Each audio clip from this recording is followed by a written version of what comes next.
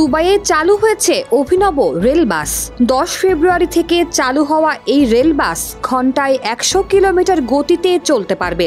Dubai road and transport authority RT এর এই বাস একবারে 40 জন যাত্রী বহন করতে পারবে। গালফ নিউজ জানিয়েছে, রেল বাস এক ধরনের হালকা রেলযান।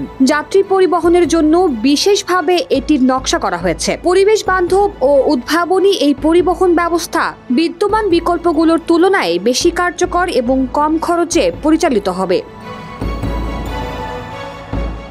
2024 সালের জানুয়ারিতে RTA American company rail bus ইনকর্পোরেটেডের সঙ্গে একটি সমঝোতা স্মারক স্বাক্ষর করেছিল।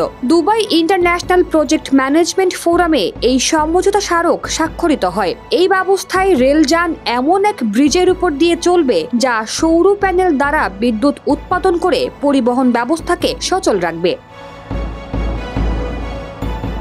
দুবাইয়ের আরটিএ কর্তৃপক্ষ একই সঙ্গে যুক্তরাজ্যের আরবান মাস কোম্পানির সঙ্গেও আরেকটি সমঝোতা স্মারক করেছিল। এই সমঝোতার আওতায় ফ্লক ডুও রেল ব্যবস্থা উন্নয়নের সম্ভাবনা যাচাই করা হবে। ফ্লক ডুও রেল হলো একটি ডাবল ট্র্যাক ব্যবস্থা যা দ্রুত ও কার্যকর পরিবহন নিশ্চিত করবে।